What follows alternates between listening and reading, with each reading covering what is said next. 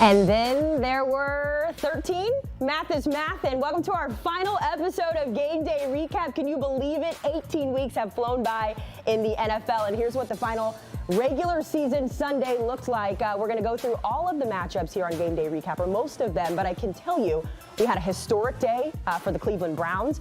We had a wild day in the NFC South. We'll tell you who is advancing from that division into the postseason.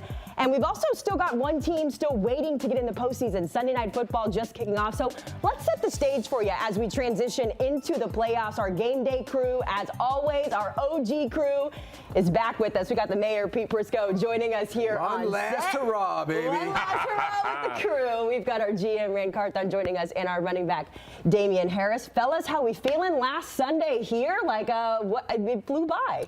First of all, I'm feeling blessed because we got a great crew up here. We've had a great show all year long. We got the positivity bunny over there staring Pete Prisco right in the face. No, you did. You thought you did. You can't kill positivity, Pete Prisco. You cannot kill positivity. Sign of how this year has gone for us. So I'm excited for First of all, can we talk about Haley's outfit today? Woo! She channeled her inner Jackie Kennedy, came with her Jackie Kennedy vibes. It's like Elle Woods. Last week you guys made fun of me because I look like, what was it when we decided the Flintstone? Wilma Flintstone. So today I went a little Elle Woods. I started the show in all pink. I'm finishing the show in all pink. I feel like I better set the tone. We started this show kind of having some questions about the Broncos. But here we are, week 18, Pete, and maybe some of those doubts have gone away. Either way, they are officially the #1 seed in the AFC. What do you think about that? Well, look, they're flawed, like a lot of teams in this league are, but they're great on defense. We know they're great on defense. I mean, they get after it on that side of the ball. We need to bring that money closer. Look, every team in the league is flawed. We know that. But this team is great on defense. They can shut people down, and when you play great defense in the playoffs, they're going to be a real threat. And you're at home. I mean, look, that place is a tough place to play. You guys have played there. It's hard to play in that stadium and in that altitude. The other side of the coin is, offensively, they don't score enough points. They don't drive the ball down the field, and that is concerning to me. So, good defense, concerned about the offense going into the postseason. Yeah, a lot of the same, but like you said, that home field advantage is going to be huge for them. And for everything you said, first of all, that place is hard to play in. It's loud. The fans are going to be going crazy. But we can sit here and pretend like it doesn't factor in, but that altitude is going to be a problem 100%. For teams coming in, especially those skill position guys that are running around, those DBs having to chase those receivers up and down the field. And so it's going to really factor in, really should help this team. But like you said, Pete, you can pick 1 through 7 at this point, and you can find why each team is flawed at this point. Yeah, no, I agree with that. I'm not as concerned about the offense. And the reason why is because they don't turn it over a lot. A lot of teams that we see struggle on offense, they give the ball to the other team. Bo Nix hasn't really done that. He takes care of the football. And as of late. As of lately, yes, as of lately. And I do understand he doesn't push the ball down the field. Pete, I know that's a big thing that you like to critique about him, but it's something about when you have a quarterback that doesn't turn the football over and you've got that defense. You play good defense, you've got home advantage, you play in that, in that stadium, in that altitude that we're talking about. If you just don't turn the ball over, if you're Bo Nix, if you can get a run game going with R.J. Harvey, this can be a team that potentially could go all the way because we all know the AFC, the NFC, the entire thing, it's wide open. When we talk about the Broncos, though, and I feel like every week we've had this conversation, there's been an asterisk next to them because we're waiting for them to do something big. But, I mean, when you look at what they've done this year, they're the 9th seed in team history, so that's obviously accomplishment history-wise. They had a franchise record 68 sacks. They tied for most wins in a season in team history. And yet, Pete, I wrote this down earlier. You said, and I quote, do the Broncos scare anybody on offense? She coming with receipts. No, they don't. But it's a good conversation to have. And by the way, they won a lot of close games this year, so you can look at that from 2 angles. Does that tell you you're playoff ready and ready to be able to win those close games that you're going to need to win in the playoffs? Or does it mean that you've been fortunate to the point to get to where you are? You can look at it both ways. I'm concerned about their offense. I am. And the last team to play them, to go in there and actually play that is a playoff team was who? The Jaguars, and they beat the daylights out of them. They beat them up and down. And so that's concerning if you're the Broncos. Well, they did. No, here's what I got to say about the one-score games. To me, in a playoff atmosphere, that it's going to come down to one-score games. Exactly. And they have been in that situation multiple times, and they should know, like, okay, we've been here before. Yes. We know how to respond. We know how to go about this. And so they may not feel the same pressure as another team who hadn't played as many close games. Yeah, and again, I'm going back to the quarterback, Bo Nix, when he doesn't turn the football over, and then he plays with that type of situational awareness that allows you to win those one-possession games. Like, those are things that are just going to benefit him in the future. And I think that relationship that him and Sean Payton have developed in terms of, how to manage these situations, knowing that when you get to the playoffs, it's not going to be 20-point wins. It is going to be one-score games. How do you find a way to pull those out? It's by having better execution in the more serious moments of the game, and they're doing that right now. When you look at both one seeds, it's interesting because the Seahawks, of course, locked up the NFC one seed. Broncos today doing it. Those two teams met in Super Bowl 48. Seattle won that pretty handily, 43-8. I guess, Ran, as we kind of tie a bow here on what's to go forward here with Denver, what are your thoughts on these two one seeds? It's obviously not the two teams that we picked at the beginning of the season, but now that we're here based on the body of work, do you favor one or the other? No, I mean, you look at the common denominator between the two. They have strong defenses, and they lean on their defenses. And both of the places, the venue in which they play with, are tough places for people to come on the road and play. So if you're either one of those teams, whether you're the Seahawks or the Broncos, you couldn't have asked for a better script than to host the entire playoffs if you're making it through, because you present problems. We know what Seattle is, and that 12th man, and how loud that place is, how they've been on the Richter scale for how loud and registering as an earthquake because of how loud that place is. And we've talked about the altitude there, so if you're the Broncos. So I think if you're both of those teams, you're happy that they have to come through. You get a week off. Yes, you do. You get a week off so you can rest your guys, you can get your body right, and you can give the coaches time to now run the gamut of who they may play and be able to game plan better. When you look at this, Pete, and we take it away here, but the AFC playoff picture as a whole, what is the best matchup for Denver after the bye? What do you think? If you could play the Chargers again? Yeah. I mean, ideally, you'd like to play the Chargers again. The Chargers aren't very good on the offensive line, and we saw that today. They got after them.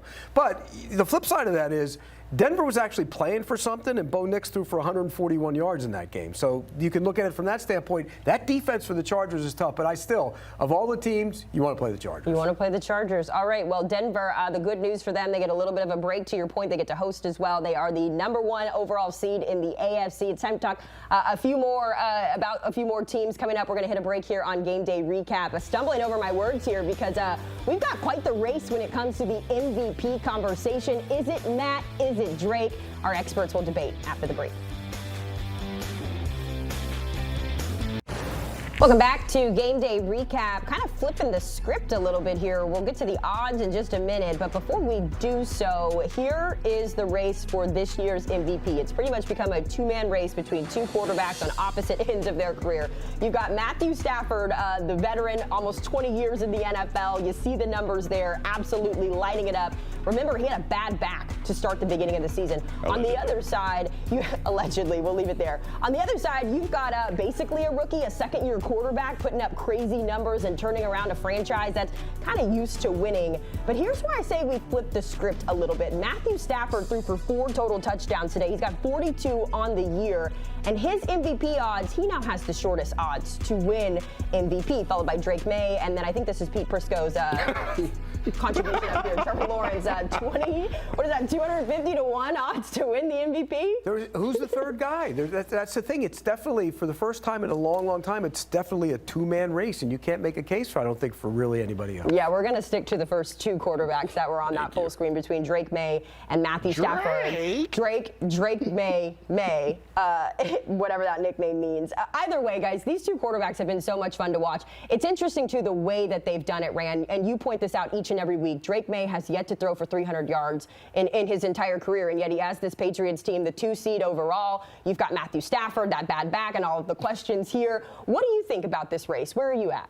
No, I think it's really close, and I think it's close for different reasons, right? Because if you look at the total yards, they're right there together. Their passing yards are, I think Matthew Stafford has the edge in terms of passing yards, but if you factor in Drake May has ran for 450 yards, I think Matthew Stafford finally made it to positive yards. I think coming into the week, he had rushed for negative yards on the season. But something that Dame talked about off camera, and we talked about this last week, still hadn't done the research myself to find the answer to it. but how many of those 40-plus touchdown passes came in that low red area? Go ahead. 14. 14 in the low Damien did red? his research. Okay, Dave. Mr. Devontae Adams, 14 in the low red. So that's what I mean. So that's where the numbers can get skewed a little bit, just They in count. terms of they count the same. Yeah, the Patriots, they hand the ball off at the 1 yard line. They count. Yeah, they do. They do. count. It's called Inflated passing stats. touchdown. It's called inflated stats. Yeah, you're a homer.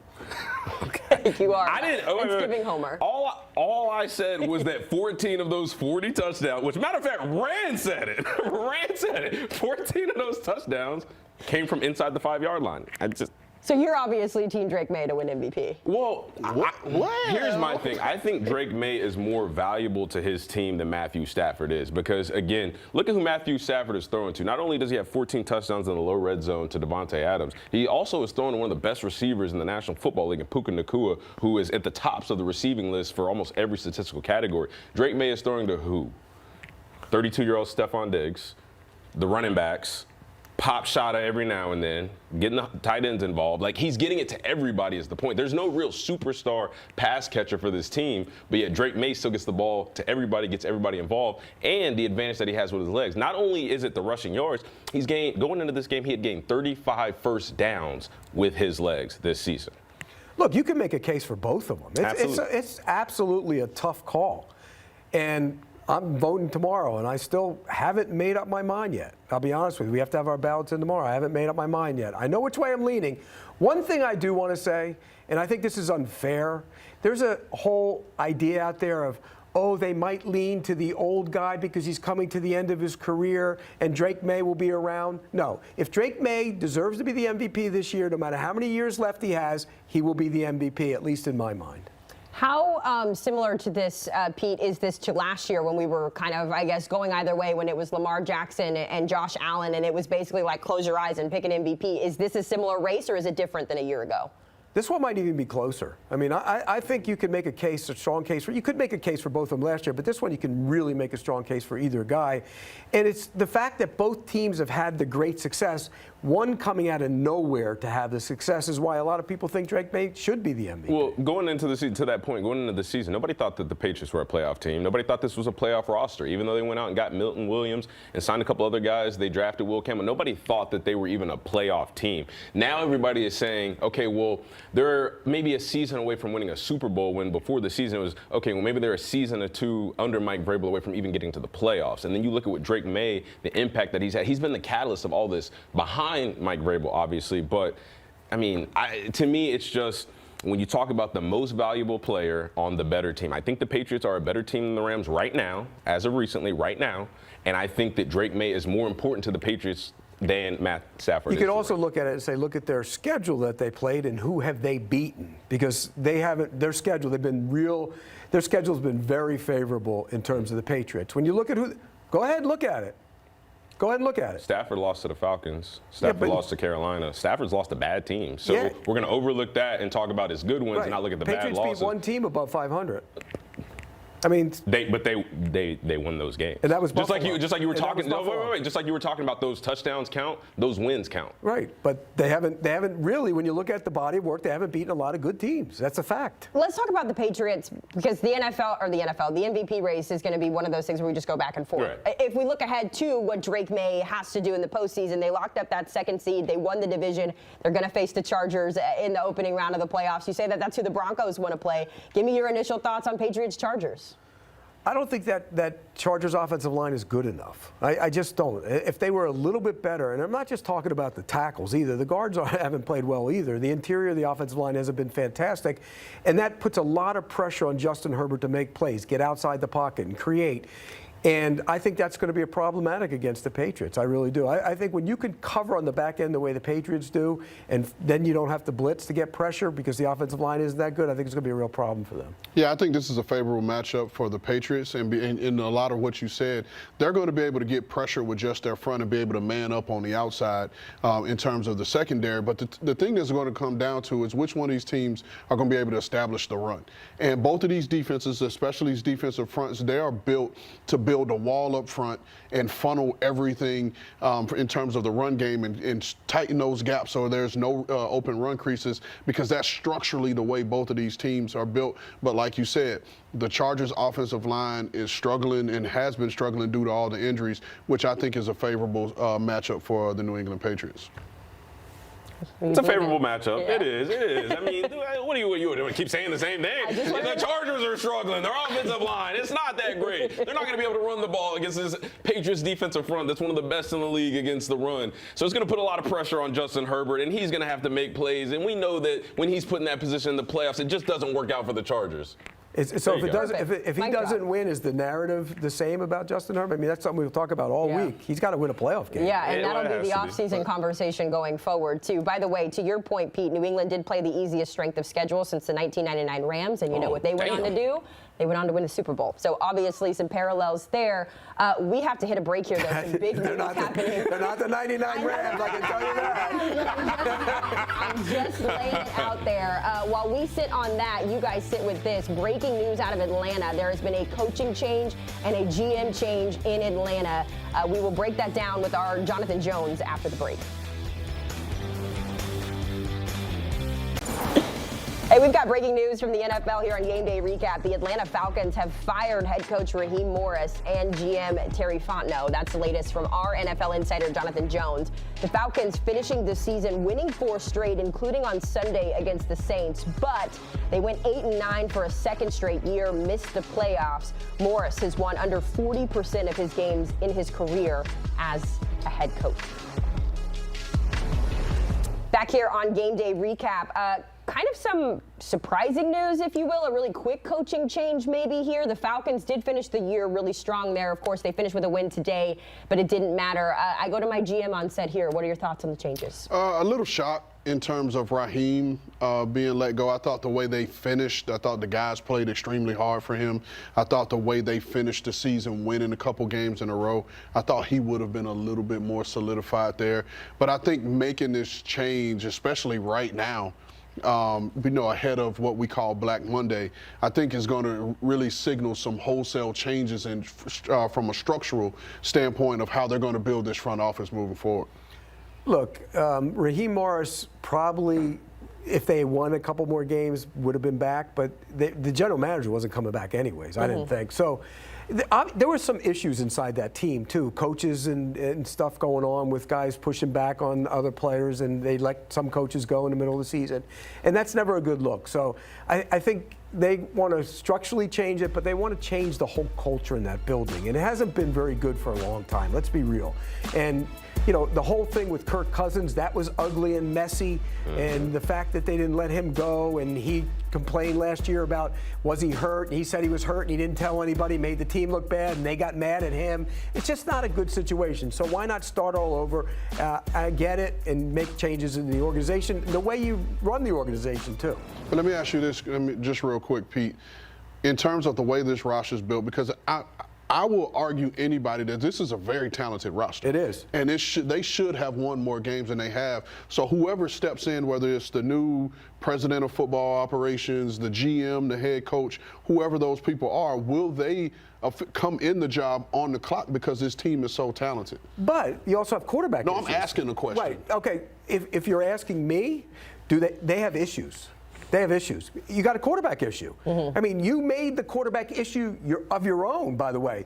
You were the guys who drafted the quarterback after paying the quarterback, and then that led to all kinds of problems. Now you got the guy you drafted who's coming off a major injury again, and you have the other guy who's 120 years old and wants out of there and looked like it at times. And so what do? So they have, whoever takes over that job, it's not like you walk in, yeah, it's a good, talented roster, but you know that. If you don't fix that quarterback position, it doesn't matter how good you are at other spots.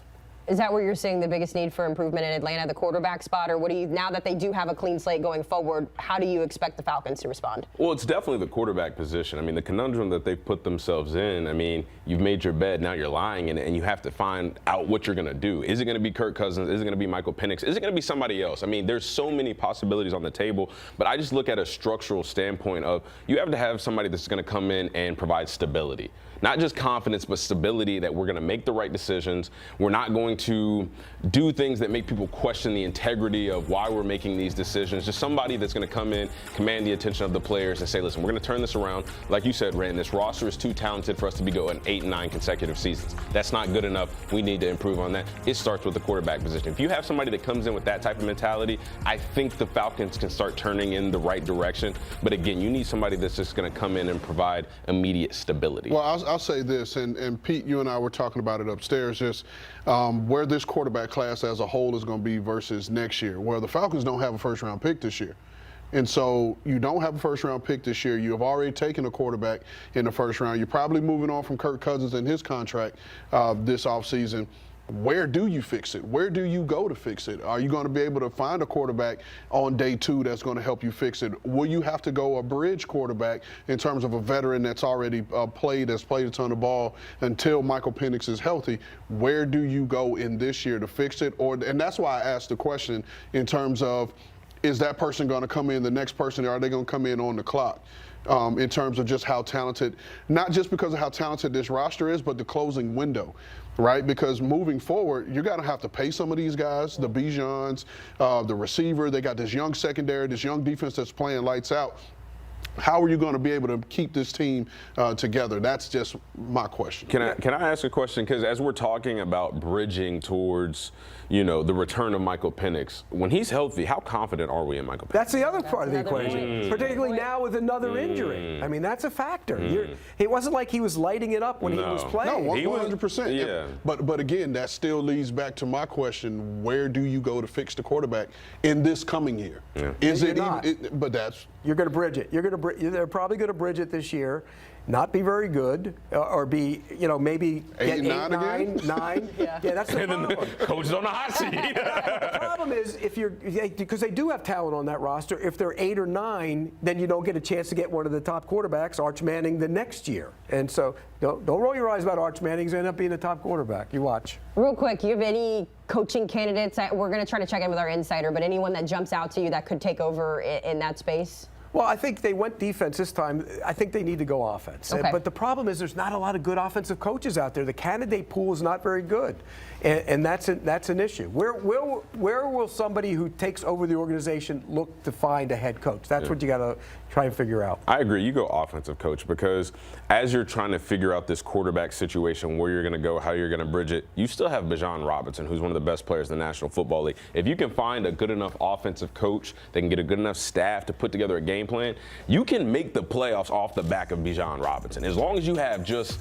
adequate quarterback play, not somebody that's going to go out there and light it up. I think even with the way that Michael Penix has played this season when he was healthy, as we're sitting here talking about, are we really confident in him? If he just doesn't turn the football over and they have an offense that features Bijan and they get him the ball in creative ways like they've been doing, you can get to the playoffs. They just have to fix some things. But I think that, to your point, it starts with finding a good offensive-minded coach. Here's what I'll say, because it's no indictment on Raheem, it's no indictment on Arthur Smith, who was a head coach before them. I just think sometimes, and especially in a candidate pool that looks like this, where Pete was saying there's not a lot of strong offensive-minded head coaching candidates. Let's take it a step further. Forget the offense, defense, special teams, whatever their specialty is. Let's find a leader of men that can change the culture. I'm with you. Whatever that looks like, whatever side of the ball that comes to, because based off of what you said, and I know whatever you're saying, you have proper intel to say those things. There's a cultural problem. So let's find someone that can come in and help establish a culture, because I don't care what anybody says, they're still chasing the ghost of what Dan Quinn built from a cultural standpoint when he was there in Atlanta. Yeah, you get it. I'm with you on leader of men. You can find a good offensive coach, you can find a good quarterbacks coach, but you never know if the guy who can do both. And so I'm with you. Don't worry about what side of the ball he comes from. Just worry about what he can do overseeing the whole thing. Look, Bill Belichick was a great coach, and he dabbled in the offense and he dabbled in the defense, and sometimes went too far on both sides of the ball. But the reality is, if you find the guy who establishes the culture, Nick Saban established the culture, and that's what you want. want, not just an offensive or defensive guy. Continue to follow that breaking news out of Atlanta, where the Falcons have fired head coach Raheem Morris and GM Terry Fontenot. Both our JJ has confirmed that, but the team did announce the change. The Falcons finished the season winning 4 straight, including on Sunday against the Saints, but they went 8-9 for a second straight season. They missed the postseason. Morris, meanwhile, has won under 40% of his games in his career as a head coach. Taking a look at those numbers, here is the career for Raheem Morris as a head coach. Of course, all comes to a head in 2025, back-to-back 8-9 seasons. This before a 4-7 season in Atlanta. And then, of course, you see the numbers there when he was with Tampa Bay. So some work to do in Atlanta. Need a new head coach and a new GM. Thankfully, we've got our NFL insider, Jonathan Jones, joining us here on Game Day Recap. JJ, appreciate the time. Bring us up to speed here. What led to the decision to make these changes in Atlanta? So what I had heard, Haley, earlier in the season was that there was not a specific edict from Falcons owner Arthur Blank of playoffs or else, but that it was widely understood within the building, we need to make the playoffs or else. Now, of course, they were eliminated from playoff competition a couple of weeks ago, but they kept winning. And kept winning. And now, of course, the Falcons wind up with the exact same record as the NFC South champion Carolina Panthers, but of course, due to tiebreakers, are not going to be division champs and will not be playing in the playoffs. So the news now official. Terry Fontenot, the general manager of the team, he's been there for the past 5 seasons. He came in with Arthur Smith. You could say he hired him, but it was during that sort of COVID year where everybody is doing stuff on Zoom. And so it was kind of a partnership and everyone getting to know one another virtually. And obviously that didn't work out. He was able to survive the great scare of Bill Belichick from a couple of years ago, if we can call it that. Wound up getting a little bit more control there and operated as general manager, where he had a fantastic draft class this past year. Probably gave up a little too much to get back into the first round, but ultimately 3 of his draft picks may wind up being in the top 5 of Defensive Rookie of the Year voting. Meanwhile, Raheem Morris, of course, these 2 years, if you believe that you have the talent, well, then why didn't you get the victories out there on the football field? This is the worst division in the NFL, the NFC South. They couldn't get it done last year. Couldn't get it done this year. Questions at the quarterback position. It was always personnel and coaching. And so because of that and because they continue one of the longest playoff droughts in the NFL, we're seeing a full reset there in Atlanta. Yeah, the fellas were talking about the quarterback situation, that to Pete Prisco's point, they put themselves in this situation. But looking at the quarterback room, at least for now, maybe some changes going forward. JJ, one of the things that the fellas mentioned as well, when we look at a replacement and what the Falcons need, the consensus here on set was that they need a leader of men. And yes, you know, the schematics and the coaching aspect of it is important, but the culture. Who are some names or anyone that you think could really step in and fill that role and maybe even check that box along the way? You know, you're going to hear the term leader of men, and totally, I understand what that means. It's difficult for folks who haven't been around football to necessarily understand what leader of men means. But the Falcons set out for a leader of men a couple of years ago, and they felt very good about their search that resulted in Raheem Morris and how he was going to lead their men. So, you know, they did that, and they fired him 2 years later. The one thing with Arthur Blank and his ownership of more than 20 years with the Atlanta Falcons, he usually has gone offense and defense and offense and defense. If you look back at it, right? It was Raheem Morris, sort of from the defensive side. Then you look back, and then it was Arthur Smith from the offensive side. Before that, it was Dan Quinn. And the trend sort of goes along in that way. So, I could see the Falcons right now, as it sits here, as an offensive head coach. But what's going to be really important is who's making the decisions, okay? It's Arthur Blank, the owner of the team. Josh Blank, his son, is going to be heavily involved in the process. Falcons doing something incredibly unique by hiring not just one sports consulting firm, but 2 sports consulting firms. One is going to help assist the head coach process. The other is going to help assist in the GM process. I'll leave it to our general manager, Rand Carthon, to help us understand. But I don't remember hearing using 2 different firms for 2 different searches that will be run simultaneous to one another. So that part is unique. Ultimately, you want to figure out who is calling the shots. Typically, you get a general manager installed before you hire the head coach when both are open. But again, things appear to be a little bit different down in Atlanta, so we'll see how they go about this process. Certainly will be a process nonetheless. JJ, we know you'll be on top of it as it goes along. I appreciate you joining us here on Game Day Recap. Stay busy as the playoffs get ready to get underway. It's going to get chaotic. Just the first of what we expect to be several coaching changes as the NFL offseason begins in just a couple of weeks here. In the meantime, you heard JJ mention it, one of the longest active playoff droughts. Only the Jets have been kept out of the playoffs longer than the Falcons. Of course, the Colts and the Saints, all in that same division, struggling to get to the postseason. And a lot of thoughts with this matchup. Damien, I'll give you first word here, though. What do you think about the Panthers being in the postseason and they win the division? Congrats. We've sat up here and said a lot of nice things about them. Congratulations. They won the division. They're in the playoffs. There's a lot of problems with this Carolina team. And for me, I'm going to go with the running backs because I'm a running back myself.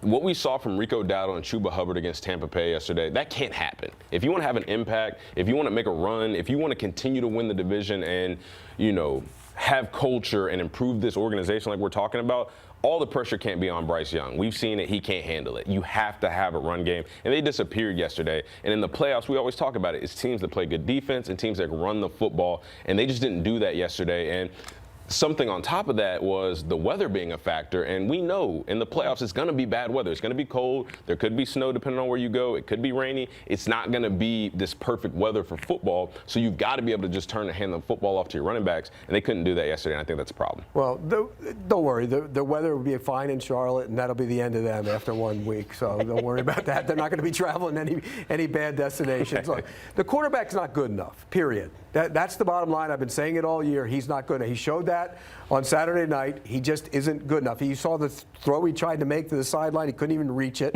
I mean, it was a bad throw. He doesn't throw. On the first throw of the game, he jumped. I mean, he jumped over the offensive line so he could throw it. He's just not good enough. You can point to the running game. Yeah, you have to run the ball because he can't win the game. Like you said, he can't put the team on his right arm. He's just not good enough. So they better run for 200. Remember, they beat the Rams. Mm-hmm. Yes. They did beat the Rams. And I don't know how they did, but they beat the Rams. Remember, they forced 3 turnovers. And he threw a pick six in that game. Two pick sixes. They're not going to beat him this time, so they can worry about bad weather. I want to try to just swing this back to somewhat positive. Golly, did Pete unload the clip or what? You right, man. I'm just a realist. I don't think he's very good. I don't think he's very good. No, here's what I'll say, because I thought for sure that Tampa Bay was going to find a way to win this division. Mm-hmm. And I thought the Panthers story was a feel-good story for the year, but just showing a team as a whole, no matter what you think of the quarterback situation, that they were a team that was trending up, that Dan Morgan and Dave Canales were building this roster the right way, and they just peaked a little early in terms of just being able to do just enough in a bad division to win the division. Now, here's where the problem is going to come for them. As they're continuing to build, now that you made the playoffs, your draft position is lower, right? So you're not going to be able to pick where a team like this should really be picking. But for this Carolina Panthers team, you should be happy that you won a division. No one picked you to finish in the top 3, let alone to win the division. But yet here you are winning the division. And what even feels like a first year, I know this isn't their first year, but this feels like their first real year as a group together. But won a division, salute, kudos to you. Well, not all of us giving them like pats on the back for the season they've had. I mean, they made the playoffs. They did make the playoffs. They are still alive. Here's one thing I know. Here's one thing I know. Whether they deserve it or not, those playoff checks will clear. Yes, They will clear. The one that they'll get. Okay, let's go to the other side of this one really quick, because I think everybody really expected Tampa to run away with this division, especially with how they started. Obviously, it doesn't end that way. But after the game, linebacker Levante David just reflecting on the season. We'll take a listen and react after this. Long time. First thing first, man, I love y'all, man. I love this team. I love this organization, man. It's been an incredible journey. The highs and lows. I just love how every time, man, we just fight. I love y'all, man. I love y'all to death. This is how you build relationships. I have a relationship with each and every one of y'all in here. And that's what it's all about, man. I appreciate y'all, definitely. Emotional, obviously, not the way the season ended, but obviously special to see a player like that go out in that way, at least in good spirits at that point. Yeah, it looks like that's the end for him. And he hasn't formally announced it, but he's always year to year anyways. And he didn't play quite as well this year, to be honest with you. I love the guy. He's one of my favorites all time. But you like to see the emotion there. They thought they still had a chance, and they did. If only they had tackled Tyler Shuck, the guy who threw an interception against him when they played him last time, they would have been in the playoffs. Stop it. Listen, cool full circle moment having watched him play in high school at Miami Northwestern. And he wasn't even the most talked about guy on that team because they were so loaded. But just to see his journey from Miami Northwestern to JUCO to Nebraska, second round pick, man, salute to you, Levante. You had a hell of a career and you ended it the right way, man. Look forward to seeing your name in the ring of honor at that stadium. He's the original captain of the Better Than team. Way back in the day when I first did it, he was the original captain. He never forgot it. Look at that. Getting some respect there from our guys on set. All right, good stuff there. The NFC South, man, what a whirlwind it is. We're going to hit a break, but the conversation continues in the division. We continue to follow that breaking news. The coach is out. The GM is out in Atlanta. We've got our NFL insider, Jonathan Jones, to break it all down on the other side. It's a parade in Duval County. I wish I would have texted Jacqueline D'Agostino when this happened today because her Jaguars, T-Law, they are AFC South champions. It's been an incredible season in Jacksonville, especially down the stretch here. So Jacksonville officially in the postseason. They lock up that 3 seed. And I don't know, Pete had him in the MVP conversation there with Trevor Lawrence. A lot of good things happening for these Jaguars going forward. Let's start the conversation right there. Pete, I want to give you first word because we give you a lot of gruff about your support for this team and how long you've covered them. But in all seriousness, they are looking pretty good. I know today's game maybe not a good sample size. They're playing the Titans, but pretty good form going into the postseason. If you look at all the teams, if you look at all the teams in the playoffs in the AFC, there is a few of them, and they're one of them. They don't do anything great. They don't do anything bad. And so by that I mean, but look, they led the league in run defense. That's something. Nobody gained 75 yards rushing on them all year. That's an incredible statistic. I don't know how it happened. When you look at the parts, they're much better than, I always say that. The sum of the parts is better than the parts, particularly on defense. But they did it. Their offense is really good right now, in large part because Liam Cohen's a great play caller and because Trevor Lawrence has become finally what people thought he could become, myself included. He's comfortable. Getting Jacoby Myers changed the way they play on offense. They're going to score a ton of points. Why are you rolling your eyes? Are they not good on offense? He's thrown 19 touchdown passes in the 8-game winning streak. They're winning games by the average margin of 19 points in that winning streak. That is dominance, including a victory at Denver. 8-game win streak. They've outscored teams by 153 points. They've got the best points differential in an 8-game stretch since the Ravens back in 2019. So you're rolling your eyes. No, that's not why I was rolling my eyes. I just liked his extra comment of he's becoming what I thought he would be. So kudos to you, my friend. Well, I tell you what, early in the season I didn't see it, so I was as critical as him as anybody. You were. What do you think about? What do you think about the Jags? No, I think they are a good football team, and the one thing that I like about the Jags is if they consistently gotten better, and now they're hitting their stride at the most critical part, which is the start of the tournament, which is all you can ask for. Trevor Lawrence, like Pete said, is playing out of his mind. The Jacoby Myers acquisition is what, to me, got this team over the hump, especially at that perimeter position. They have talent at receiver. I mean, Parker Washington has made himself some money this season just in terms of being a receiver, being a punt returner. But having the veteran presence of a Jacoby Myers in that offense, in that system, in that building, is teaching these young guys on how to become pros, and I think that's really going to help them. But the one guy who I feel is an unsung hero of this football team is Etienne. I think the way he plays in terms of running the ball, he's a threat out of the backfield. He had a game this year where he had 3 receiving touchdowns out of the backfield. But this team as a whole, the defense is playing lights out. Their defensive coordinator, you asked about the Falcons head coaching job. Their defensive coordinator, his name is going to get called for a couple of these head coaching interviews because the way this defense as a whole has played it. Pete said it perfectly. The sum is better than the parts. But, man, the sum of that whole process has been done really well. So shout out to Baselli, shout out to Gladstone for the work that they've done putting this thing together. And Liam Cohen, he will be in the top 3, top 5 in terms of head coach of the year candidates. Yeah, there's a lot of good head coaches that could win that award. Liam Cohen is one of them. It's interesting when you look at their matchup coming up because it's going to be Bills, Jaguars. Bills get the 6th seed. The quarterback, because we talk about Trevor Lawrence, we talk a lot about Josh Allen on these teams. Those two quarterbacks have combined for 77 total touchdowns this year. So obviously, Damien, looking ahead to this matchup, we saw the Bills. They handled business against the Jets. Mitch Trubisky leading the way here. But what excites you about this upcoming matchup where you get the Jags and the Bills, the quarterbacks, all of the things that go into that game? Well, just that matchup like you're talking about. Trevor Lawrence playing at such a high level right now, which I want to mention, the success that he's having is without a successful season from BTJ. They went out and drafted Travis Hunter, which I know they wanted to use him primarily on the defensive side of the ball, but he was supposed to be somebody that helped Trevor Lawrence take that next step. He's done it without those guys. But then seeing him match up with Josh Allen, who we've come to know him as Superman. We don't know when he's going to go get that cape and pull it out, but we always know that when he does, the other team is going to have hell to pay. So how do the opposing defenses handle these quarterbacks? Because we know this Bills defense isn't as good as they normally are. How are they going to be able to try to close the passing lanes for Trevor Lawrence and not get him going early? Because if he gets going early, it's tough to stop him. And then for Josh Allen, it's like, let's put all the cards on the table, shall we? If it's not this year, then when is it? Truly, for Josh Allen, forget the Buffalo Bills. For Josh Allen, if it's not this year, when is it going to be? Correct. This is the year. Look at the tournament. You don't have Patrick Mahomes. You don't have Joe Burrow. This should be the year for Josh Allen. But you do have to go out on the road, which is never an easy thing to do.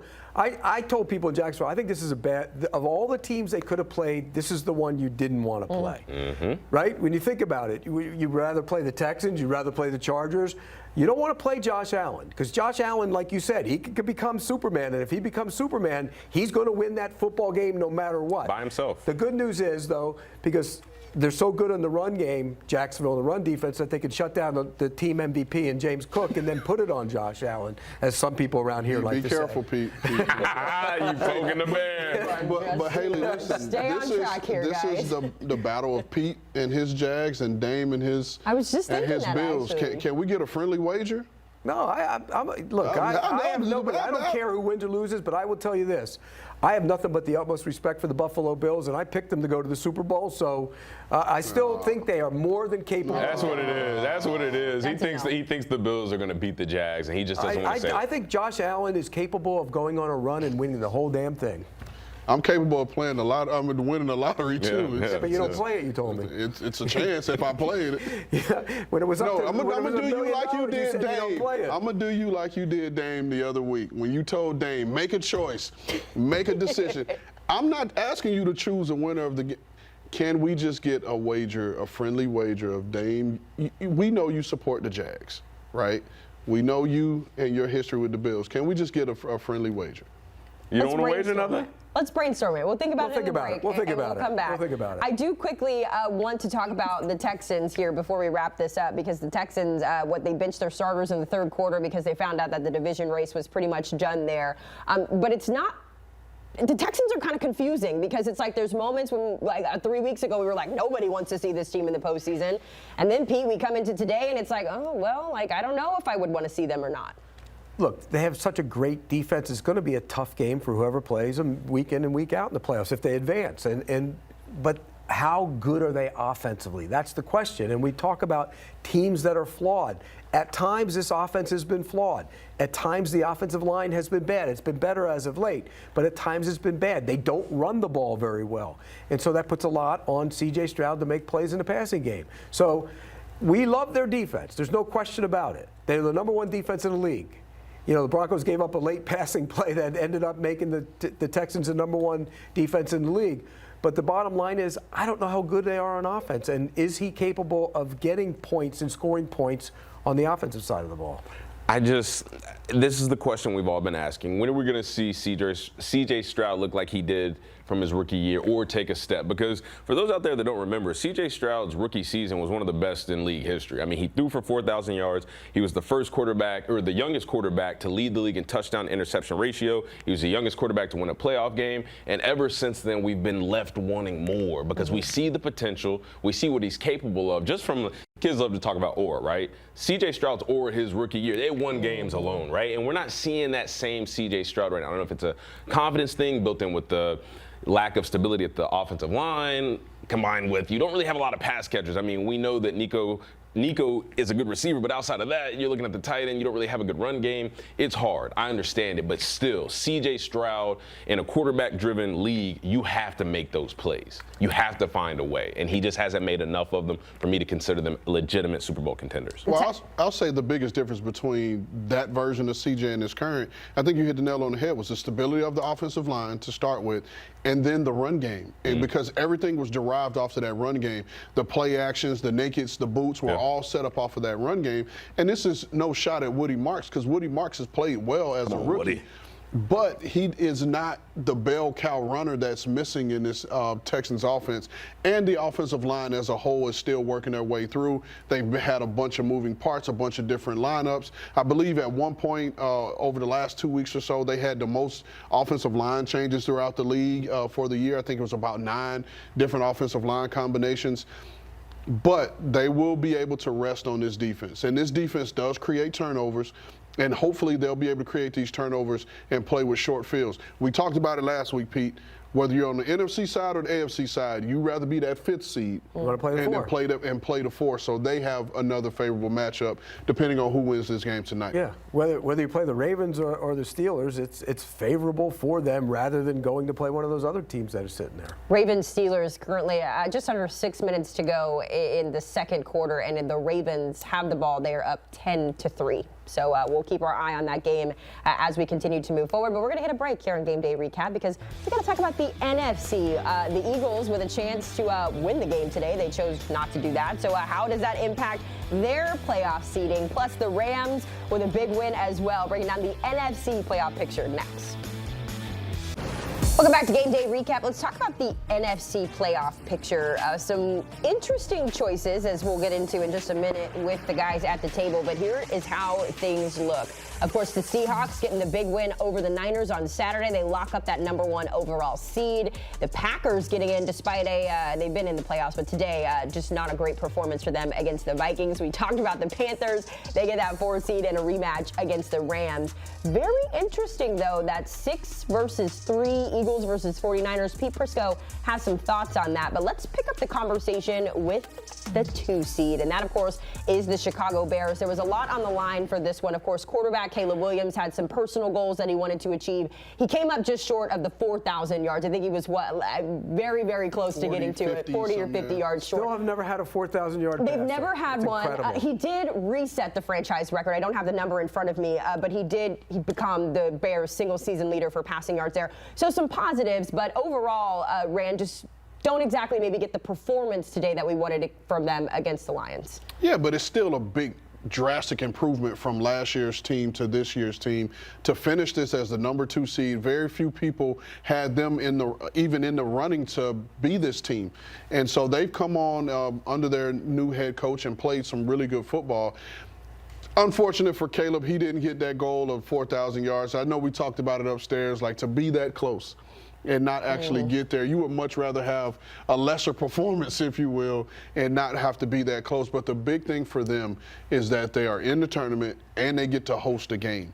So to me, that's key, being able to have you come play in Soldier Field in that weather.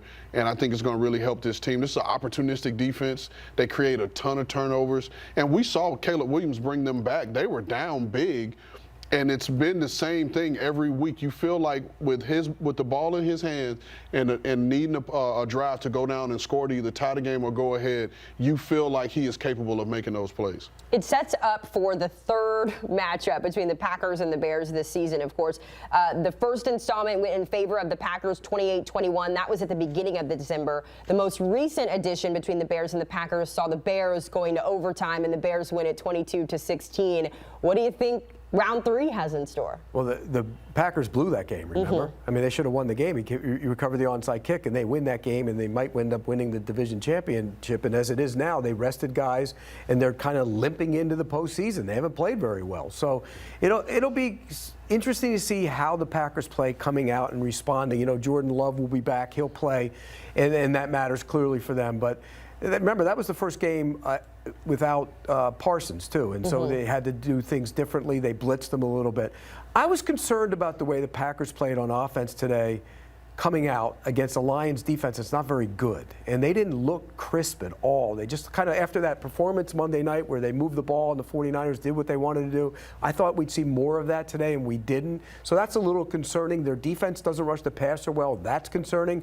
But like you said, this is a great season. Whatever they get from here on out, this is gravy for them because we didn't think they would be in this spot. They've overachieved. Can they get hot and make a run in the playoffs? Absolutely. But whatever they've accomplished to this point, kudos to Ben Johnson and Caleb Williams for taking the strides forward. What about the Packers side of this? Because you mentioned it perfectly, limping into the postseason. At this point, they've lost 4 straight. When you saw what they did against the Vikings as well, I mean, they put Max Brosmer in the game at one point because J.J. McCarthy got banged up, still lost the game. Where are you concerned with the Packers going into the postseason? I'm concerned with the Packers' mentality because I haven't seen them play the same since Micah Parsons went down. Offensively, which I understand the player that Micah Parsons is and what he means to your team. I mean, he took the Packers from not being Super Bowl contenders to automatically being Super Bowl favorites just by signing him. That has nothing to do with Jordan Love and the offense. That has nothing to do with Josh Jacobs running the football. That has nothing to do with their entire team, how they go out and play a style of football. And they're just not playing the same way. And I mean, I've been a part of teams where your fearless leader goes down, but at the end of the day, you know it's next man up mentality. And I just haven't seen the Packers play with the same just grit, for a lack of better words. I mean, the X's and O's are still there. I'm not saying Jordan Love isn't a capable quarterback. I'm not saying Josh Jacobs hasn't had a phenomenal year, but in totality, I don't have any confidence in this team because I haven't seen anything to make me have confidence since the injury to Micah Parsons. And again, we're having all these conversations about with the Bears, and yes, they lost this game, but this is the best season they've had in how long? They're having more success right now. They have more things going positive than they have in how long? Why would that not give us more confidence in the Bears in totality than the Packers? One thing about the Packers, though, today they didn't play anybody. Nobody played. So they sat everybody. So that's about when you throw out the window. Baltimore ran it right down their throat last week. Remember, that was one of those games where they could not stop Derrick Henry at all. Then the Chicago game 3 weeks ago, they should have won the game. He recovered the onside kick. That was the first game after Micah Parsons. They recovered the onside kick and they win that game. So the bottom line is, they get Jordan Love back. They get guys back. They're going to be able to score. We know Chicago is not great on defense. They haven't been great on defense all year. This one might get a little up and down the field. It might be fun to watch, particularly if Jordan Love's healthy and capable of making the plays. I'm excited for that matchup. I think round 3, both teams have won one. Obviously, it's win or go home. It's the North, so a lot of stakes there. I want to talk about the Eagles, though, because we were breaking down that playoff picture. Producer Jack made a great point, by the way. Jalen Hurts, if you remember last week, he did not complete a pass in the second half of that game. And then, of course, he was available to play today, but Coach Sirianni left him out. And that means, Pete, that he's going into a playoff run here where they're the 2 seed, or excuse me, they're the 3 seed. They could have been the 2 seed, potentially. And their quarterback has not completed a pass in a game and a half. Well, as it turned out, they would have been the 2 seed had they won, had they played guys and won the game. And look, they were in that game without their guys, so if they played their starters, they probably win that game. They didn't. But what's it cost them? Look, they're the 3 seed now. You play at home no matter what, if you're the 2 or the 3. But if the 2 and the 3 both win, that means if the Bears win and the Eagles win, where do they go the next week? They have to go to Chicago. Whereas if you were the 2 seed, they would have to go play you. So you can't sit here and say that game didn't matter. It matters because if you both win, that game is going to be in Chicago, and you know you don't want to travel and play in the playoffs on the road. From an internal standpoint, and I don't know how much, with your position you had to do with the mentality of something like this, but I'm just trying to understand the thought process behind Nick Sirianni's decision. And this is a team that won the Super Bowl last year. They have Super Bowl DNA. We talked about that was the reason why they continue to win games at the beginning of the season. Does that impact Nick Sirianni's decision to not necessarily play to win the 2 seed, saying that doesn't really matter because we have a team that's already been through the gauntlet, won a Super Bowl. It's just about keeping our guys healthy. That way we go into the playoffs with all of our horses in the stable. Well, I look at it like this, Dame, and yeah, you're going to lean on your playoff experience, right? Because you've been there. Right. You've been there, you've won, and you've had to do it different ways. But where I would at least play these guys for a half is because there hasn't been any consistency on the offense. Absolutely. Haley said it, your starting quarterback, your championship-winning quarterback is going into a playoff game having not completed a pass in a game and a half. And so you need those reps, and especially with an offense that has been struggling. Again, have a plan and say, hey, we're going to play the starters the first half. We'll get them. We'll see where the game is. and then we'll get them out. If that's the approach, I have no problem with it. But not playing these guys at all, especially for a unit that has been struggling and it has no kind of consistency or camaraderie at this point, it's not something I would have done personally. There's no chemistry on offense. Well, and that's just it. You know, you talk about their past pedigree and they've won in the past. This team hasn't looked like a Super Bowl team on the offensive side of the ball at all. So the more work you get, you should get it. And particularly with the way they have 2 games this year where they didn't complete a pass in the second half. I mean, that you can't win Super Bowls that way. So why not get more work, like you said? I didn't like the decision at all, particularly with something at stake. And if you played the starters and you looked up and Chicago was blowing out Detroit, then you yank them out. But they weren't, and they lost the game. And so I think from that standpoint, I think they made a real mistake by not getting the number 2 seed. I mean, the Bears didn't score until like the third quarter even. It was 16-0. It was a grind for them to just even be in that game. Quick thoughts, because I do want to move ahead here, but quick thoughts. Eagles 49ers. Personally, I love this because it means one of my rivals gets out of the way. No Super Bowl. But quick thought on that matchup, Pete. Look, I think as bad as the Eagles' offense is, this is a 49ers defense that's not very good, and we know the other side of the ball is very good for the Eagles. It might be tough sledding for Brock Purdy in that group. I think the Eagles, the early lean is to the Eagles in that game. Yeah, I could see that because, again, my worry for the San Francisco 49ers team is the defense. Now, you came into a game last week in which you felt like they hadn't stopped anyone. Well, when you look up, they only gave up 13 points. And if you would have came into that game saying that you're going to hold Seattle to 13 points, everyone would have figured San Francisco would have won the game. And so if you get that type of performance to bend but don't break and have those red zone stops that this San Francisco 49ers defense had this past game, then, yeah, they're very capable of winning because I trust Kyle Shanahan and his ability to scheme up this defense. He's played a Vic Fangio defense a ton of times and will have a great game. Homer. At least I can admit it.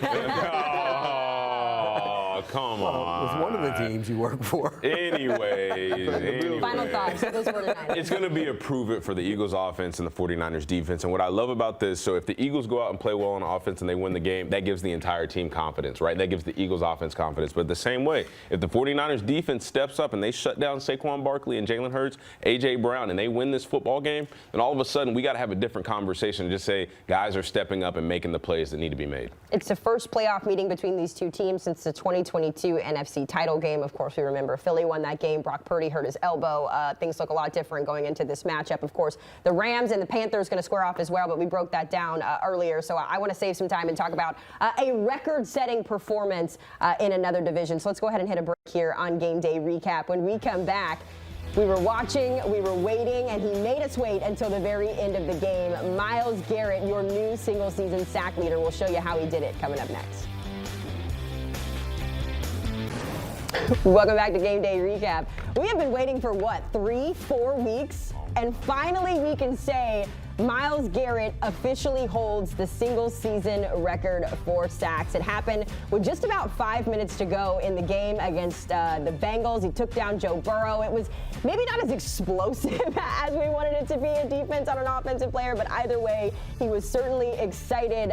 Was feeling a little odd about it going into the game, though. Here he is with our Amanda Balionis after the game. I think I said it earlier, but I had a dream that I didn't get it. So I was like, well, we gotta deny fate, whatever it is, we gotta make it happen. And I just went into it and still had the utmost confidence in myself and my preparation. And in my guys, man, I couldn't do it without them. They were supporting me, trying to find ways to free me up, get the chips off me, get the doubles off, and eventually, we just made it happen as we have all year.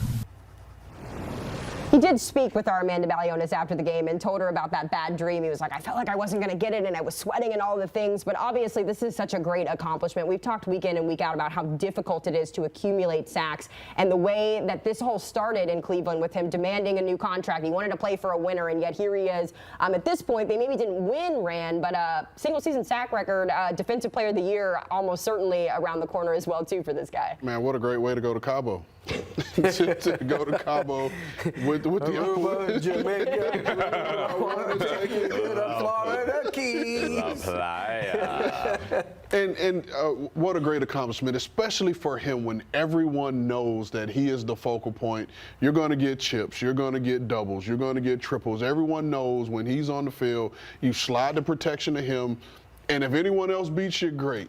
But he was still able to come up with the single-season sack record. Phenomenal job. I got Pete breathing down my neck over here because he doesn't think it's a single-season sack record. So I'm just going to toss it over to Pete and let him. You didn't like the play?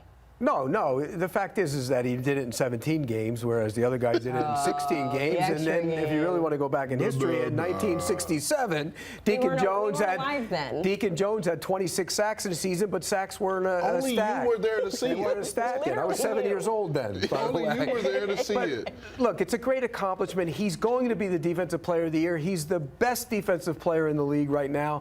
And the reality is, what he said last week after the game kind of ticked off some people, I think, when he said, they were so focused on me instead of winning the game. When that's not true. Come on, give me a break. Yeah, but what did you expect him to say? Like, Yeah, no. They got the better of me. I didn't get a sack. I'm going to get one next week. That's what he should have said. I don't want to debate with you, Pete Prisco. Yes, you do. I don't want to debate with you. I just want to bring something up because you mentioned he did it in 17 games, not 16 games. Well, Michael Strahan got 22 and a half sacks and 567 snaps. Myles Garrett got 23 and 437 snaps. Yeah, his sacks first. Okay. And on top of that, which, because again, like I don't really want to debate with you. I want to say something. It's going to come off a little bit harsh. Uh-oh. It's going to be. Should I get the positivity button? Do I need to move? No. No. Zach Taylor, Jamar Chase, shut up. All this talk about, we were trying to do this, and they did all this celebrating and da-da. Well, guess what? Don't let them get the sack. Right. Guess what? Yeah. Tell Joe Burrow to get the ball out of his hands. Guess what? Do something else. You want to be mad with somebody? Be mad with yourself while you're in La Playa.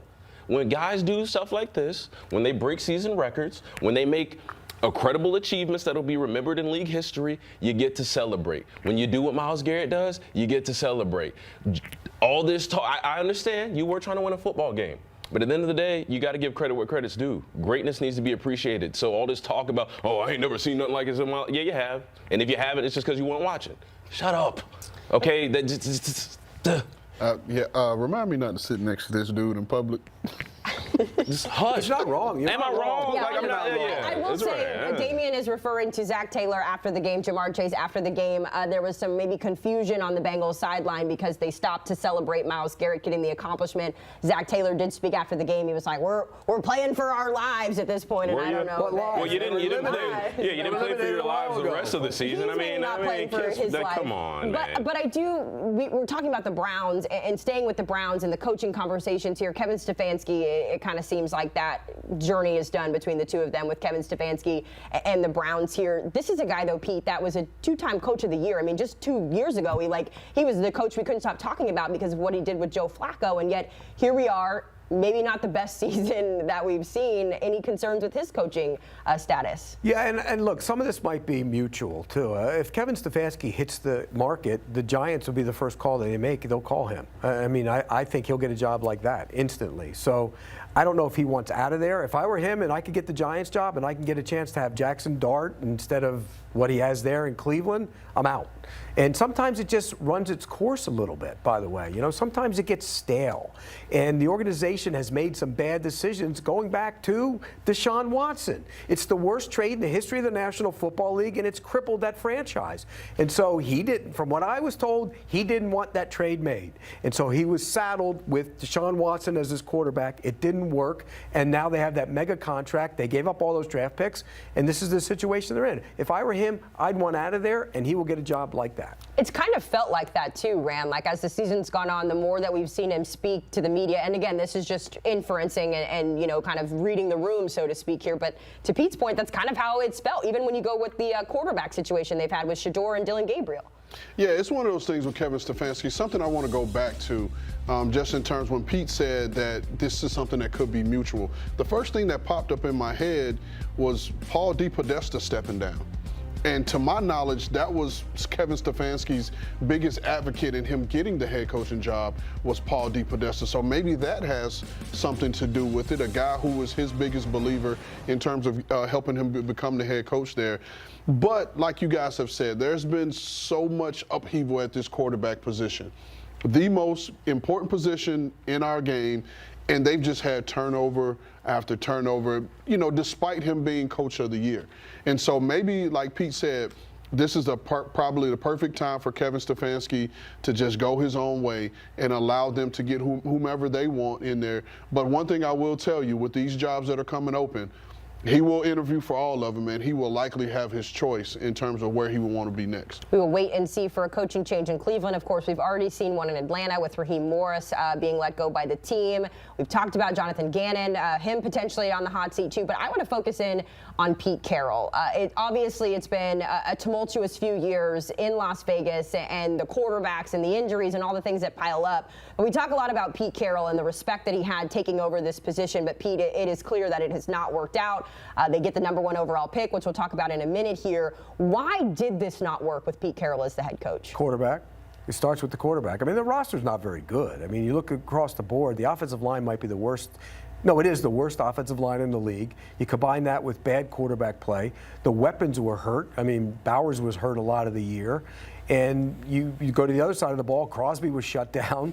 I mean, they don't have a ton of talent, but more than anything, it's the quarterback position. They were big believers in Geno Smith, and it didn't work out. And so now they're going to go back into the quarterback pool, and they're probably going to go back into the quarterback pool with a new coach. Because I think Pete Carroll's, it's ultimately he's the next guy that's going to be fired. We're going to have a news conference probably. That's the indications are he's going. So it's just the Raiders have a talent issue, and it's going to be a long haul to fix it. They're going to get the #1 pick in the draft. They're going to get Mendoza. And so they think that's going to fix their team. They have a lot of other issues to fix as well. They did officially lock up that #1 overall pick in the draft. Of course, the last time they had the #1 overall pick, we all remember it was Jamarcus Russell, and obviously it did not go the way they wanted it to. And so when you're in a situation like this where you need a quarterback, you don't want to make that same mistake, Rand. But talk to me about how the Raiders go about this draft. You have the #1 overall pick, but to Pete's point, there's a lot more to fix than just Fernando Mendoza or even Dante Moore if he comes out. Yeah, so I mean, obviously they've already evaluated all of the quarterbacks that are going to be available to them, and so they have an idea of where the front office wants to go. Now we've got to wait and see what's going to happen with Pete Carroll, and then who the next head coach is going to be and what they prefer. So it's not a lot as of right now, just in terms of who they're going to pick. But like Pete said, there are so many other holes because no matter who you put in at quarterback, whether it's Fernando Mendoza, Dante Moore, or even if it's Geno Smith next year, you have to build in front of them, and you have to be able to get them weapons on the perimeter to throw to. Brock Bowers, as great as he is, you cannot force him to be the #1 threat in your passing game because teams are going to find a creative way to shut him down and dare you to be able to beat them one-on-one on the outside. And on defense, they got to find a way to stop somebody. Right? Yeah. And so you got one of the better pass rushers, one of the best defensive players in the league in Max Crosby, but you need more. You need more at the second level. You need more in the secondary. And so they have a lot of holes to fill. This one draft here isn't going to solve all the problems. We're still looking at another 2, maybe 3-year process for them to build a complete team. We saw the game-winning kick that sealed the deal there by Daniel Carlson. We saw the draft order, so it is the Raiders picking at #1. But interesting enough here, Damien, it could have been the Giants, and yet they go out, they beat my Cowboys, which they haven't done since like COVID, which was embarrassing in Dallas. But regardless, not only do they not lock up even the 2 pick, but now they're picking at 5, and we've had debates on this show about is Jackson Dart the guy? What other areas do they need to improve here? What do you think about their result and them picking at #5? Well, obviously this was a good game for them. Jackson Dart played well. He didn't play well enough for all the trolls that are in my social media comments right now to be telling me how much of an idiot I am because one sample size against the Cowboys team, they pulled Dak Prescott. It doesn't matter. It was a good win today. It was a good performance by Dart. It was a good performance by Dak until he was taken. Until he was pulled, yeah, both ways. Am I confident that he is the guy? Not yet. Do I think they need to go out and get a quarterback? Not yet. I think they need to focus on defense. And I know they've got this all-world front four that is supposed to get after the passer, make the passer's life hell. I understand that, but they need some guys that can cover as well. They need some guys in the back end. We know they got rid of Xavier McKinney. He's with the Packers right now. He was their flag carrier on defense. He was the one guy that they knew would be around the football to try to take it away potentially. They don't have guys right now. And if you can get past that front four, it's like open grass at that point once you get past the first level. So I think that, I think Jackson Dart has earned the right to have another season. I think he's played better than a J.J. McCarthy or some other players who were kind of running out of time with them. But I think he's earned himself another season. I would just look at the defensive side of the ball. Quickly, is Jackson Dart the guy? Yeah, I think he's their guy. They have their young quarterback. But I think the one part about them not having one of those top 2, top 3 picks, because it would have created trade value for them to be able to move back, get more picks, and be able to have more opportunities to address building your team through the draft. So that's the one hiccup. But if you're those players, you don't give a damn about the draft. No. You're trying to finish the season strong, finish it with a win, especially against a division rival like the Cowboys. Dart's the guy. 15 and 5. You know what Drake May did last year? 15 and 10. I mean, that just you can take a step up in the right direction. I like what I've seen from Dart. Look, I think he should be the quarterback next year. And by the way, this is a great job for whoever gets it. You got young pass rushers, you have a young quarterback, you have a good left tackle, you got neighbors coming back. They do need secondary help, and they need some help elsewhere at wide receiver, but they have talent on that team. And you get a top 5 pick to kind of button it up there, Yeah. so things could look a little different in New York next year. We'll have to wait and see. No more waiting, though, when it comes to our final winners and losers of our 2025 Game Day Recap season. Myles Garrett, a winner. But what about our losers? We'll break it down one final time for you after the break. Well, for the final time in 2025, I guess technically it's 2026, but whatever, you know what I mean. It is time for our Week 18 winners and losers. Pete, for the final time, you get to call someone a loser, but we're going to start with the winners today. Give me your winner. That thing's a loser over there. It's a It's loser. looking right at me, too. My winner is the Jacksonville Jaguars. Call me a homer all you want, but you go from 4-13 to 13-4. Nobody saw that coming. Nobody. And I can guarantee you, people in that building didn't see that coming. So what they've done is incredible. 8-game winning streak, won by average margin of 19, won at Denver in one of the biggest games, the biggest victories of the year for that team. And look, they're on a roll. The question becomes, can they stay on that roll going into the playoffs? I'll do you one. And you said no one expected this to happen. I'm going with the Carolina Panthers. I don't care that they're 8-9. No one saw them winning the division, being a playoff team. Somehow they found a way. They got help. They didn't win the game that they needed, but they got help. They got the help they needed, and they lived to see another day and get a shot in the tournament. So I went with the Carolina Panthers. I'm going to be a homer just like Pete Prisco. I'm going with my guy Ramondre Stevenson because everybody, myself included, had a lot to say about him during the spell when he was fumbling the ball a lot. But I also did say there was going to come a time where they needed his veteran presence. It's showing up. He's got 7 touchdowns in the last 4 games. He's doing it on the ground. He's doing it through the air. He had 3 touchdowns today. You can't say enough good things about a guy battling through that type of adversity where everybody wants you to get cut, everybody wants them to trade for you, and you come back and you bounce back, and you're one of those veteran guys that your team needs going in the playoffs. Not quite a homer pick, but I will take the low-hanging fruit, as we like to describe it here. I'm going Myles Garrett. Obviously, the single-season sack record is impressive, but I remember when he was drafted number 1 overall back in 2017, and there were a lot of people that were confused about the pick, confused about him going number 1 overall, and here he is setting records and making millions and millions of dollars along the way. So Myles Garrett, congratulations. Take all the time you want to celebrate that record there. My final loser of the year, no surprise here, it is the Jets. I mean, I could say a lot here. Do better next year, Aaron Glenn. Do better, Jets, next year. I don't want to be talking about this in 2026. Back? Allegedly. He'll be back. Allegedly. I'm not asking. My final loser of the year, this is very low-hanging fruit because this guy's had a great year. The team has done really well. I'm going Caleb Williams because they lost the game. He didn't hit the 4,000-yard passer mark. And, yeah, I mean, it's low-hanging fruit. I'm sorry, Caleb. I'm sorry. I'm going to go with all of us. Wow. And the reason why I say is because we don't get to be together. Aww. And I will say this, being sappy, for this being my first time sitting at the desk doing this type of job, I appreciate every one of you because you made my transition seamless, and I've enjoyed this. I really look forward to sitting up here with you guys, and so we're all losing because we don't get to spend these Sunday nights together. Wow, follow that. I agree 100%, by the way. This show is so much fun. We have a great time on doing it, and, you know, we can give each other a bunch of grief every once in a while. He's entitled to his wrong opinions now and then, but it's been fun doing it.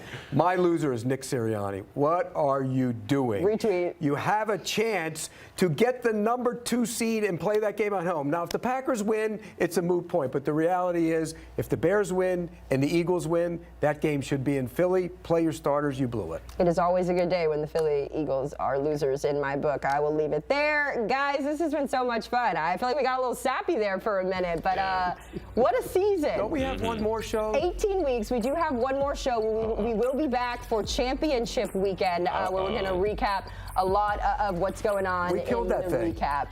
But before we go, a couple of fun surprises that we needed to bring to you. We can't leave Game Day Recap without a little positivity. We killed that thing. So I like callbacks here. I like going back. I like keeping receipts. You mentioned it earlier. Shout out to our Bryant McFadden. Remember you guys like week 10 or so when he sent us cookies from Chip City? These ones have been delivered specifically for us. Damien, there is a gluten-free chocolate chip cookie in the big box for you. You're welcome. So we've got cookies. I think this We've is got the gluten-free. No, it's in here. Yeah, that's just a plain chocolate chip. I've got chocolate chip. I've got a confetti cookie. You like oatmeal raisin? Yeah. I got you an oatmeal raisin in this box you and just a hooked us up. positivity bunny. Yeah, that bunny just is. Get him away from me, please. Just so everybody Can knows, we see you there just is tackle actually this a one? person standing Can we here see you holding this. tackle this one time? No, I did it already. I killed that thing once. Yeah, obviously you didn't. You can't kill positivity. Come on over, positivity buddy. Come on, buddy. Get over there to Pete. You know what you can't Get kill? over to Pete. You know what you can't kill? Is negativity. 'Cause you know why? I got horns. I'm done. Roll the promo. All right, I'm over Let's here. get out of here. Lightning strikes over there. Real quick, we do have just a little bit of business. I feel like we should have done this before, but we do have a little bit of breaking news. So get into that cookie, but in the meantime, let's talk about this upcoming schedule because the NFL has officially released our playoff schedule. It begins on Saturday. The Rams and the Panthers, the rematch there, 4:30 Eastern on Fox before the Packers take on the Bears for the third time this season. That one 8 o'clock Eastern on Amazon Prime, and then comes the big day on Sunday. Make sure you got your TV set to CBS 1 Eastern, Bills at Jags. We're excited for that one. And then, of course, over in the NFC, we've got the 49ers and the Eagles. Could have been a little bit different if you asked Pete Prisco. We wrap up the day with the Chargers at the Patriots. Real quick, guys, exciting thoughts. This is the last time we're closing off here, so Chip City, appreciate you. These cookies are good. Yeah, they're great cookies. And We'll by get the you your by cookies. the way, CBS game, they get the Jaguars and Bills, they get Josh Allen. Josh Allen and your boy Trevor. Yeah. can't Pete, wait. you going to the game? I might. You got spots for us? Huh? You want to come? We should go to the show. We should. We should. Let's talk Right to up the the people road. about that. Maybe you'll see us in Jacksonville. A little Just kidding. positivity No from the one buddy knows. might get us there. We will see you Things dead guys already. next season on Game Day Recap. Saying goodbye to our positivity bunny. Came back to life.